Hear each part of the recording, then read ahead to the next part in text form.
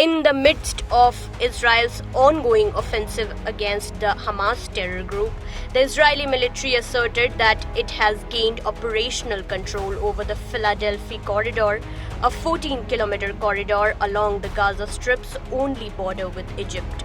Israel Defense Force Spokesperson Daniel Hagari noted that the corridor served as an oxygen line for Hamas, regularly using it to smuggle weapons.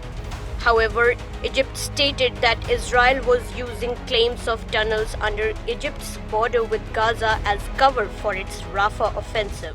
Notably, the Philadelphi Corridor is a part of a larger demilitarized zone along both sides of Israel-Egypt border.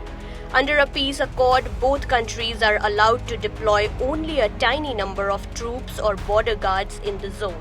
While referring to the operational control over the corridor, the IDF spokesperson stated that there were Israeli boots on the ground of the Philadelphi Corridor, adding that the Israeli military troops have discovered around 20 tunnels in the area used by Hamas group for terrorist activities. Our forces have advanced on the Philadelphia route along the Gaza-Egypt border and have now reached the Tel Sultan area of Rafah.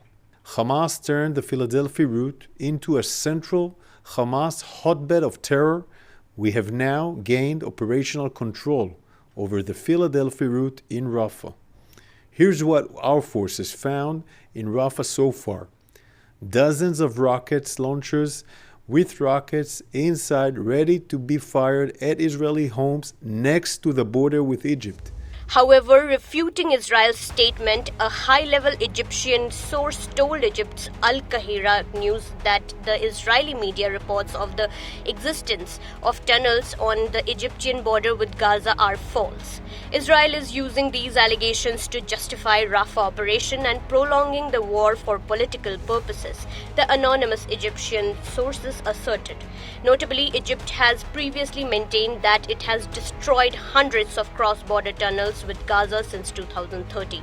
Concerning Israel's capturing of the Gaza-Egypt border corridor, White House National Security spokesperson John Kirby stated that Israel had briefed President Joe Biden that the seizure would be consistent with the limited ground operation.